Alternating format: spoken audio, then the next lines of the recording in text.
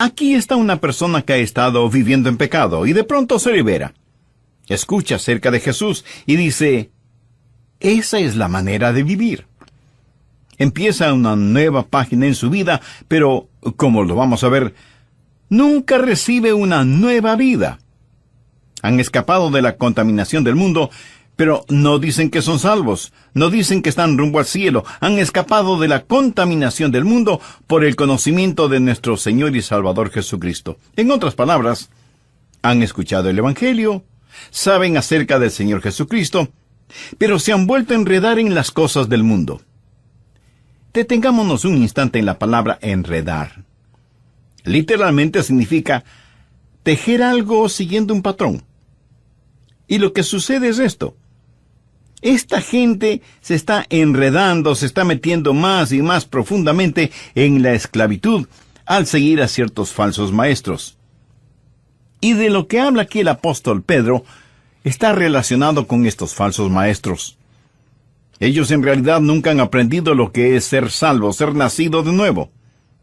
Y se enredan ellos mismos. Enredan sus corazones y mentes en ciertas filosofías, ciertas medias verdades, sin conocer nunca el Evangelio de la gracia. Y cuando así lo hacen, están peor de lo que estuvieron antes de escuchar algo acerca de Jesús. Vea lo que dice el verso 21. Porque mejor les hubiera sido no haber conocido el camino de la justicia, que después de haberlo conocido, volver atrás del santo mandamiento que les fue dado. Aquí hay un principio, escúchelo. Aquellos que viven por la verdad, tienen más y más libertad. Los que no viven por la verdad, los que viven por la mentira, experimentan más y más esclavitud. El reformar sin transformar conduce a una gran degradación y finalmente a la condenación. Es mucho mejor para usted no saber el camino de la verdad que reformar su vida sin haber conocido al Señor Jesucristo. Y el ejemplo clásico es el de Judas. Jesús dijo, refiriéndose a Judas, que mejor le hubiera sido no haber nacido. Judas escuchó la verdad, Judas reformó su vida, Judas fue discípulo del Señor Jesús, Judas escapó de la contaminación del mundo por un rato. Pero su postrer estado vino a ser peor que el primero. No sin razón Jesús dijo que a Judas le hubiera sido mejor no haber nacido. Alguien podrá decirme, bueno, pastor, si yo creo lo que está predicando, si creo en la eterna seguridad, entonces yo puedo ser salvo y seguir pecando todo lo que quiera, porque ya no tengo que preocuparme. Ya tengo mi pasaporte al cielo, y como nunca puedo perder mi salvación, entonces me voy a divertir a lo grande. Mi amigo, parece que usted quiere tener lo peor de este mundo y lo mejor del otro. Escúcheme. Yo puedo pecar todo lo que quiera. ¿Sabía eso? Yo puedo pecar todo lo que quiera, pero no quiero hacerlo.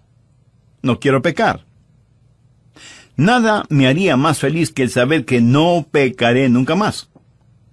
Si hubiera algún tipo de documento que diga que será imposible para mí el pecar, lo firmaría sin pensarlo dos veces. Yo no quiero pecar. Y si usted cree que la seguridad eterna es una licencia para seguir pecando, ¿sabe cuál es su problema? Usted probablemente necesita ser salvo. Necesita que lo que usted quiere hacer sea modificado. Es más, usted necesita un querer hacer completamente nuevo. Usted necesita nacer de nuevo. Esta gente a la cual Pedro está hablando estaba reformada, pero nunca había sido regenerada. Y el apóstol da dos ejemplos clásicos, en caso de que alguien piense que él está hablando de alguien que fue salvo y que perdió su salvación. Y los ejemplos que él da son absolutamente claros. El ejemplo número 1 es el del perro, y el segundo ejemplo es el de la puerca. Ahora quiero que entienda lo siguiente en forma absoluta. Dios nunca llama a ninguno de sus hijos perros o puercos. ¿Lo entiende? Ovejas sí, pero nunca perros o puercos. El ejemplo es el del perro que vomita. y vuelve a comer lo vomitado. Y si usted dice, pastor, eso es repugnante, permítame informarle que Pedro quería que fuera repugnante. Por eso utilizó esa ilustración. Es una ilustración que la dio Pedro, no yo. Creo que soy un poco más cauto como para dar una ilustración de ese tipo. Ahora, el perro pudo haberse sentido mejor después de comer su propio vómito, pero seguía siendo un perro. No había experimentado ningún cambio. Ese perro hizo lo que todos los perros hacen, volver a su propio vómito. La segunda ilustración que Pedro utiliza tiene que ver con un puerco, cerdo, cochino, marrano o como le llamen en su país. La Biblia habla de una puerca. Pedro aquí se vuelve un maestro clásico. El perro se siente mejor, el puerco luce mejor, pero ninguno de los dos ha cambiado en nada.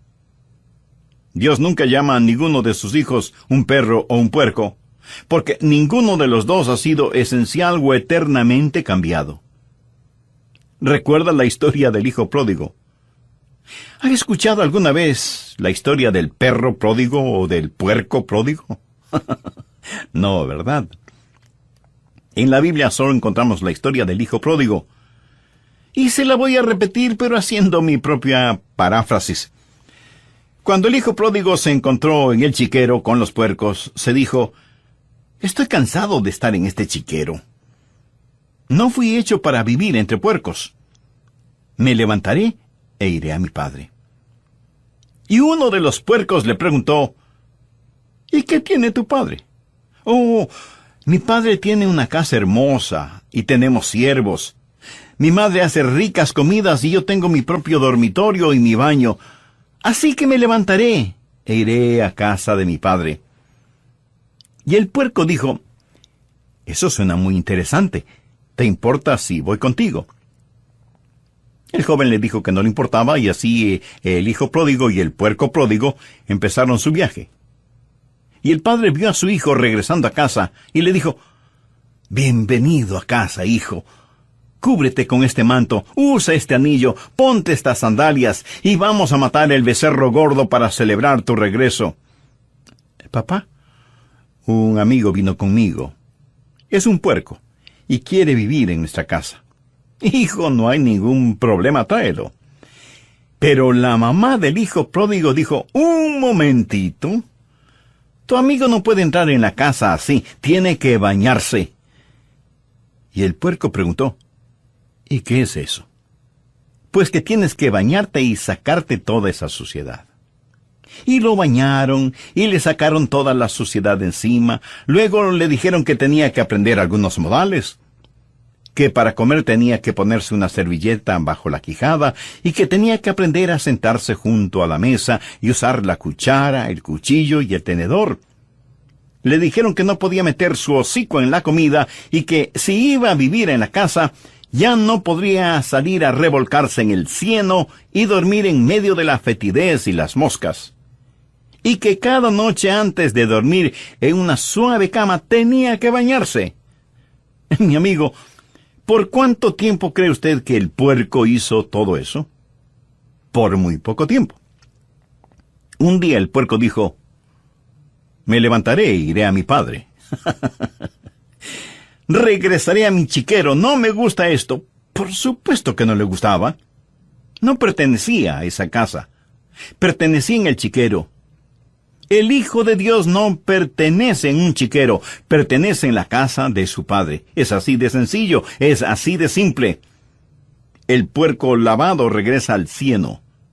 Pedro está hablando de reforma sin regeneración. Cualquier reforma sin regeneración hace a una persona peor de lo que era antes. Ahora veamos Mateo capítulo 24. Este es otro pasaje que la gente usa frecuentemente para tratar de probar que si somos salvos podemos perder nuestra salvación. Mateo 24, los versos del 11 al 13. «Y muchos falsos profetas se levantarán y engañarán a muchos, y por haberse multiplicado la maldad, el amor de muchos se enfriará. Mas el que perseverare hasta el fin, éste será salvo». Y alguien pondrá ese versículo frente a sus ojos y le dirá, ¿lo ve? Si quiere ser salvo, tiene que perseverar hasta el fin. Es increíble cómo muchas personas miran las cosas 180 grados fuera de foco y dicen que para ser salvo hay que perseverar hasta el fin. Pero lo que Dios está enseñando aquí es que para que usted pueda perseverar hasta el fin, tiene que ser salvo. ¿Lo comprende? ¿Quiere saber quién es salvo? Aquel que persevera. Usted no es salvo porque persevere. Usted persevera porque ya es salvo. Los que perseveran hasta el fin son los salvos. No perseveran para ser salvos, perseveran porque ya son salvos. Creo que vale la pena que lo repita. Uno no persevera para ser salvo, sino que por ser salvo, persevera. Recuerdo un clásico sermón de un gran hombre de Dios que predicó durante una conferencia bíblica. Dijo, tengo buenas y malas noticias. Las buenas noticias es que Satanás no puede hacer nada contra usted, a menos que Dios se lo permita. Esa es una buena noticia, ¿verdad? La mala noticia es que Dios se lo ha permitido. Dios ha permitido que Satanás nos zarandee como trigo. Jesús le dijo a Pedro, Satanás sigue tus pasos. Quiere zarandearte como a trigo. Pero note lo que Jesús le dice en el verso 32. Pero yo he rogado por ti que tu fe no falte. Y tú, una vez vuelto, confirma a tus hermanos. Pedro, estoy orando por ti. Y por eso tu fe no decaerá. Y vas a tener que perseverar. Y es obvio que Pedro perseveró. El Pedro temeroso, el Pedro cobarde, el Pedro que juró con maldiciones que no conocía al Señor, últimamente nunca olvidó al Señor Jesús. La seguridad eterna es como un fuerte cinturón elástico que Dios pone alrededor suyo cuando se salva. Pudiera ser que usted se desvíe, pero Él sigue trayéndolo de regreso. Es el amor de Dios el que ora para que la fe de Pedro no decaiga. Pero en este mismo capítulo nos encontramos con otra persona, Judas. Veamos lo que dicen los versos 47 y 48. Mientras él aún hablaba, se presentó una turba. Y el que se llamaba Judas, uno de los 12, iba al frente de ellos y se acercó hasta Jesús para besarle. Entonces Jesús le dijo, Judas, ¿con un beso entregas al Hijo del Hombre? Pedro y Judas en el mismo capítulo. Ahora, honestamente, si usted y yo hubiéramos estado ese día ahí, y no hubiéramos sabido absolutamente nada del trasfondo, nada acerca de nadie, ni de la negación de Pedro, ni de la traición de Judas, y tuviéramos a Pedro y Judas delante de nosotros, ¿cuál de los dos escogeríamos si tuviéramos que escoger? ¿Cuál de ellos diríamos que es salvo? Me atrevo a decir que la mayoría de nosotros escogeríamos a Judas y no a Pedro. Quiero decir, Pedro siempre estaba en problemas. Como se dice vulgarmente, siempre estaba metiendo la pata. Siempre impetuoso, siempre explosivo. Y diríamos que este viejo lobo del mar, este rudo pescador, no era salvo. Ahora con Judas la cosa es diferente. Pero ¿por qué diríamos que Judas era salvo? Pues por simple deducción. ¿A quién nombra usted de tesorero? Pues a la persona en la que más confía. ¿Correcto? Judas era la persona que tenía la funda con el dinero. ¿Por qué confiaban en él? Cuando Jesús dijo que uno de ellos le traicionaría, ninguno de ellos dijo, tiene que ser Judas. Nadie sospechaba de Judas. ¿Perseveró Judas? Por supuesto que no perseveró.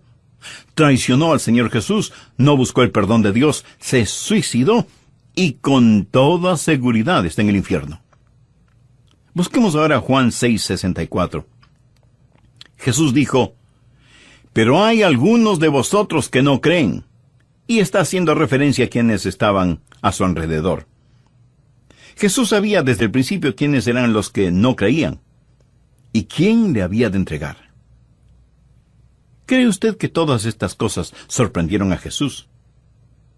¿Cree usted que él dijo, ¿cómo pude haber escogido a Judas, en quien confié, y ahora me traiciona? No, mi amigo, Jesús escogió a Judas sabiendo lo que iba a suceder. Jesús supo que Judas nunca creyó en él. Veamos lo que dicen los versos 70 y 71 de este mismo capítulo 6 del Evangelio de Juan. Jesús les respondió, ¿no os he escogido yo a vosotros los 12, y uno de vosotros es diablo? Hablaba de Judas Iscariote, hijo de Simón, porque este era el que le iba a entregar, y era uno de los 12. Nada estuvo fuera de su control.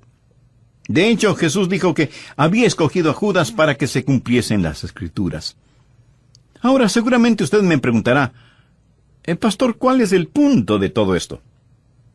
El punto es que Pedro perseveró, y Judas no lo hizo. ¿Por qué Pedro perseveró hasta el fin y Judas no? Muy sencillo. Pedro tuvo fe. ¿Recuerda lo que Jesús le dijo a Pedro? Yo he orado por ti para que tu fe no falte. Jesús no hizo esa oración por Judas. Jesús sabía desde el principio quienes no creían en él. Judas nunca creyó, Pedro sí creyó. Y aquellos que perseveran hasta el fin son los que son salvos. Amigo, le pregunto, ¿tiene usted esa salvación? ¿Está usted persuadido de su seguridad eterna? La única forma de ser salvo y tener seguridad eterna es por medio del Señor Jesucristo, por medio de la fe. Algunas personas, interpretando varios textos bíblicos fuera de contexto, dicen que quienes son salvos pueden perder su salvación. Una cosa es parecer ser salvo, y otra muy diferente, el ser salvo de verdad. Por eso es que el apóstol Juan en el capítulo 2, verso 19 de su primera epístola dice, salieron de nosotros, pero no eran de nosotros. Porque si hubiesen sido de nosotros, habrían permanecido con nosotros. Pero salieron para que se manifestase que no todos son de nosotros. Por lo tanto, aquellos que se van, no pierden su salvación. Los que no perseveran no pierden su salvación porque nunca la tuvieron. Bien, veamos otro pasaje que la gente usa para decir que los que son salvos pueden perder su salvación. Busque el capítulo 15 de Juan, empezando en el verso 5. Yo soy la vid, vosotros los pámpanos. El que permanece en mí y yo en él, éste lleva mucho fruto, porque separados de mí, nada podéis hacer. Y algunos estarán pensando, yo puedo hacer algo. Esa es su opinión personal. Jesús dice, separados de mí, nada podéis hacer. Sin él, no importa lo que hagamos, somos como cero a la izquierda. Y Jesús sigue diciendo, el que en mí no permanece, será echado fuera como pámpano, y se secará. Y los recogen y los echan en el fuego y arden. Si permanecéis en mí y mis palabras permanecen en vosotros, pedid todo lo que queréis, y os será hecho. En esto es glorificado mi Padre, en que llevéis mucho fruto, y seáis así mis discípulos. Y alguien dirá, bueno, este es un cuadro de alguien que estuvo en Cristo, y sin embargo es separado de Cristo. Es lanzado al fuego y allí arde. Permítame decirle que aquí el Señor Jesucristo no está hablando de ninguna manera acerca de la salvación. Está hablando acerca de llevar fruto. Y está usando una ilustración, una metáfora. Debemos permanecer en el Señor Jesús si queremos dar mucho fruto. En un viñedo, el viñador poda las plantas, quita todo lo que no va a producir fruto. ¿Qué hace con todas las ramas que fueron podadas? No es buena madera como para tallarla. No se puede usar en la chimenea porque no hace un buen fuego. Lo único que se puede hacer es quemarlas. Lo que el Señor Jesús está diciendo es esto: si no permanecen en mí, son buenos para nada. ¿Qué le parece? Buenos para nada. ¿Es usted un cristiano bueno para nada? Escuche, él no está hablando ni del cielo, ni del infierno, ni de la salvación. Está hablando acerca de llevar fruto. Es lo mismo que el apóstol dijo: no quiero ser un inútil, una persona buena para nada. Nunca trate de sacar su teología de una metáfora, de una ilustración. Usted aprende su teología de las epístolas, no de las ilustraciones, parábolas o metáforas. De estas usted aprende maravillosas y prácticas verdades. Si como creyentes vamos a dar frutos, necesitamos permanecer en el Señor Jesucristo. Veamos algo más en Hebreos capítulo 6. He dejado esto para lo último porque esto es lo que mucha gente usa para realmente probar que de alguna manera podemos perder nuestra salvación. En esta porción, el autor de Hebreos está hablando de una imposibilidad. Dice que hay algo que es imposible. Hebreos 6, desde el verso 4. Porque es imposible que los que una vez fueron iluminados y gustaron del don celestial, y fueron hechos partícipes del Espíritu Santo, y asimismo gustaron de la buena palabra de Dios y los poderes del siglo venidero, y recayeron, sean otra vez renovados para arrepentimiento, crucificando de nuevo para sí mismos al Hijo de Dios y exponiéndole al vituperio. Y de inmediato da una ilustración. Porque la tierra que bebe la lluvia que muchas veces cae sobre ella, y produce hierba provechosa a aquellos por los cuales es labrada, recibe bendición de Dios. Pero la que produce espinos y abrojos es reprobada, está próxima a ser maldecida, y su fin es el ser quemada. Pero en cuanto a vosotros, oh amados, estamos persuadidos de cosas mejores que pertenecen a la salvación, aunque hablamos así. Volvamos al versículo 4. Algo es imposible. Dice que es imposible para cierta clase de personas, si es que hacen algo incorrecto, el ser renovadas para arrepentimiento. Ahora quiero decirle que si usted usa esta porción de Hebreos para probar que una persona puede perder su salvación, para usted puede que pruebe demasiado. Pero en realidad, ¿qué prueba? Prueba que usted una vez fue salvo y perdió su salvación. Si esa es la forma en que usa ese versículo. Pero también prueba que usted nunca podrá volver a ser salvo. Si cayeron, es imposible que sean renovados para arrepentimiento. Así que si usted no cree en que una vez salvo, siempre salvo, tiene que creer que 2 veces perdido, para siempre perdido. ¿Entiende de lo que estamos estudiando? Si usted utiliza este versículo de esa manera, tratando de probar que una persona salvada puede perder su salvación, si eso es lo que trata de probar, entonces siga adelante y sea honesto. Y dígales que una vez que pierden su salvación, nunca jamás podrán volver a ser salvos. Porque es imposible el ser renovados para arrepentimiento. Entonces, ¿de qué está hablando aquí? No está hablando de personas que han sido salvadas. Y si usted me pregunta, Pastor, ¿cómo sabe que no está hablando de personas que han sido salvas? Bueno, solo hay que leer el verso 9 que dice, pero en cuanto a vosotros, oh amados, estamos persuadidos de cosas mejores y que pertenecen a la salvación. ¿Lo ve?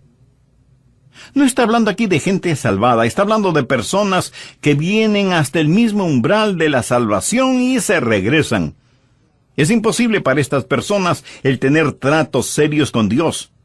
Gente que conoce la verdad y rechazan la verdad con ojos completamente abiertos. Es imposible traerlas a arrepentimiento. Han cometido el pecado imperdonable. Mírelas. Una vez fueron iluminadas con la palabra de Dios. Mucha gente ha escuchado nuestros programas radiales y han sido iluminadas. Han saboreado el don espiritual, han sido hechas partícipes del Espíritu Santo, han gustado de la palabra de Dios y de los poderes del siglo venidero, han probado todo eso, pero se han apartado. No estamos hablando de una persona que peca por ignorancia, ni de una persona que peca porque no tiene entendimiento. Hablamos de una persona que con todo entendimiento y sabiendo muy bien lo que hace, dice, no quiero a Jesús en mi vida. Permítame ilustrar este punto. Supongamos que usted va de compras al supermercado y ahí junto a los productos lácteos, en una mesita hay un plato con pedacitos de queso. Usted toma un pedacito de queso y lo saborea. Es un queso sabrosísimo. Así que pide 2 libras de ese queso.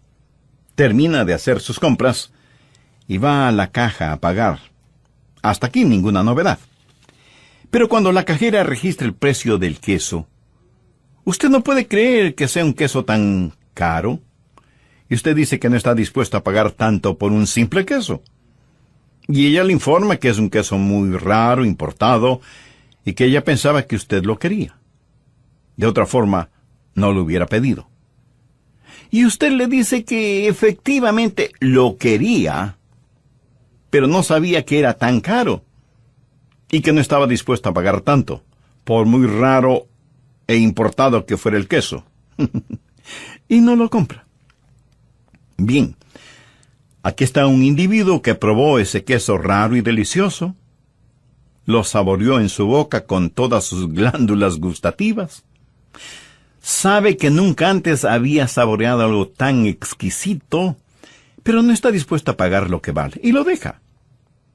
Lo rechaza voluntariamente sabiendo muy bien lo que hace, y ese es su privilegio. Nadie le obliga a comprarlo, pero recuerde, tampoco nadie le obligó a probarlo.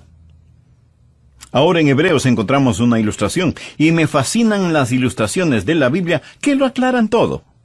Leamos nuevamente Hebreos 6, los versos 7 y 8. Porque la tierra que vive la lluvia que muchas veces cae sobre ella, y produce hierba provechosa a aquellos por los cuales es labrada, recibe bendición de Dios. Pero la que produce espinos y abrojos es reprobada, está próxima a ser maldecida, y su fin es el ser quemada. Bien, ahora vamos a usar nuestra imaginación santificada. Suponga un lote de terreno, sembrado con una clase de semilla, y al otro lado, otro lote de terreno con otra clase de semilla. Los 2 lotes están separados por una cerca. La lluvia cae sobre ambos lotes. Recuerde que Dios hace que llueva sobre justos e injustos. Y el sol también se derrama sobre ambos lotes.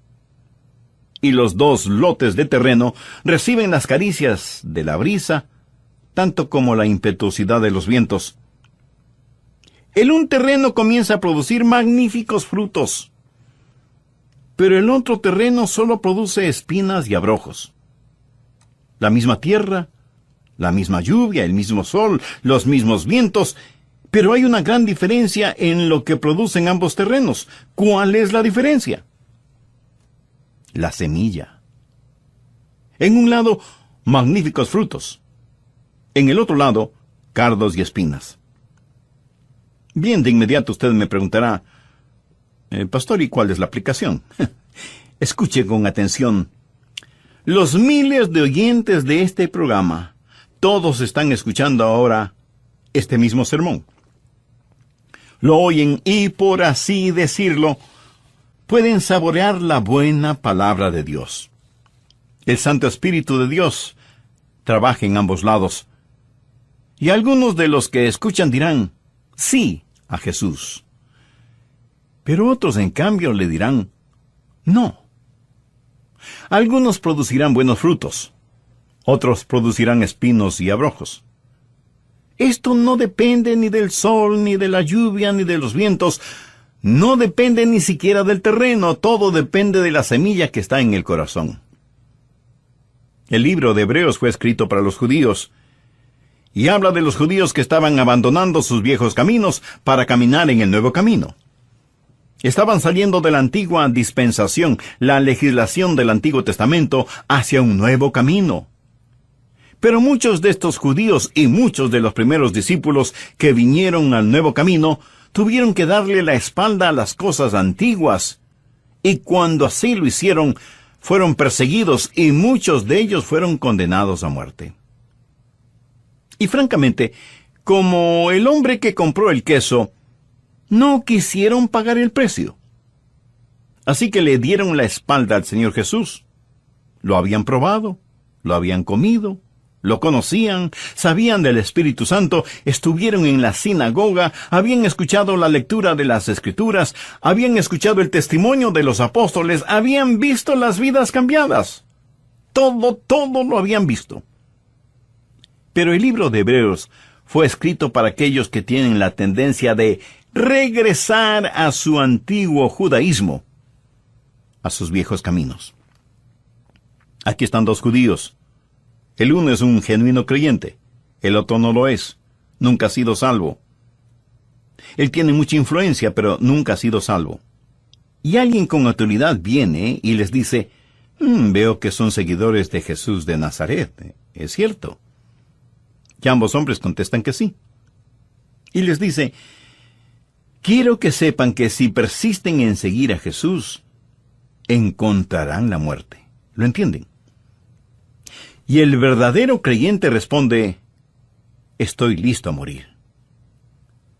Si usted lee el capítulo 11 de Hebreos, sabrá que en verdad muchos creyentes fueron asesinados. Si tengo que morir violentamente, pues moriré. Pero jamás negaré a mi Señor Jesucristo. El otro hombre contestó, mire, esto es solo religión después de todo. No hay nada que me impide el volver a mis viejos caminos, que eran bastante buenos. Voy a volver a mi antigua vida, pero no me mate. ¿Cómo saber que este hombre hablaba en serio? Había una manera de comprobarlo. Llevarían a este hombre a un chiquero, en donde matarían un puerco, y la sangre del puerco se derramaría por el suelo, y le dirían al hombre, escupe sobre esa sangre, y di que la igualas a la sangre de Jesús de Nazaret. Pisa sobre ella, y di que eso es lo que piensas de la sangre de Jesús. Solo entonces podrás volver a tus viejos caminos. Y eso fue exactamente lo que el hombre hizo, para volver a su antigua manera de vivir. Él supo lo que estaba haciendo, pero estaba más interesado en salvar su propia vida. Había saboreado, sus ojos habían sido abiertos, había sido iluminado, pero no quiso pagar el precio. ¿Sabe lo que él hizo cuando hizo lo que hizo? Cometió el pecado imperdonable, por lo tanto es condenado y en camino al infierno. Es imposible renovarlo para arrepentimiento. Hebreos 6 dice, es imposible que quienes recayeron sean otra vez renovados para arrepentimiento, crucificando de nuevo para sí mismos al Hijo de Dios y exponiéndole al vituperio. Ellos hicieron esto, a pesar del Espíritu de gracia.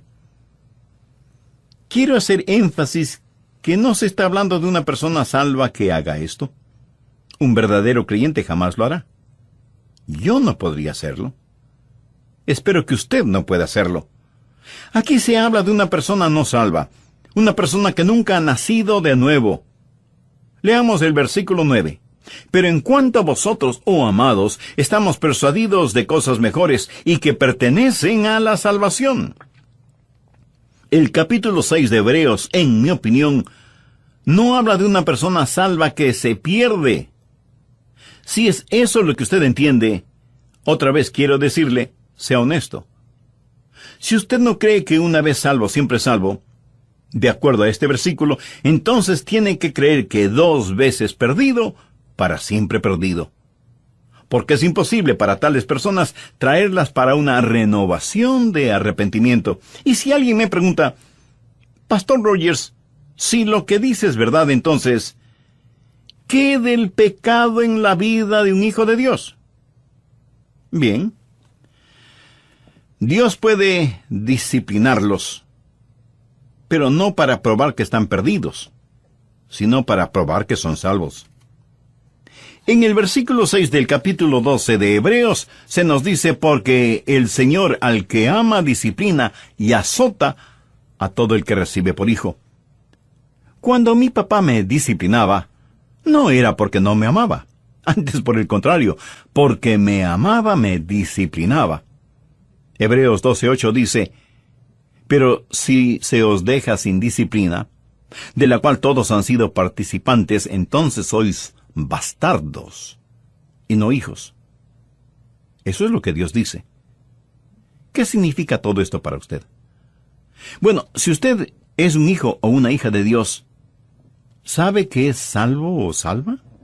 Entonces regocíjese, descanse en el amor de Dios y con genuina gratitud sírvale todos los días de su vida por haberle dado tan maravillosa salvación. Y si usted que me escucha hoy todavía no es salvo, ¿por qué no hace esa importante decisión ahora mismo? Si tiene ese deseo en su corazón, repita conmigo esta oración. Querido Dios, soy religioso, pero en verdad no tengo la seguridad de ser salvo y quiero tenerla. Por eso te pido que perdones mis pecados y transformes mi vida.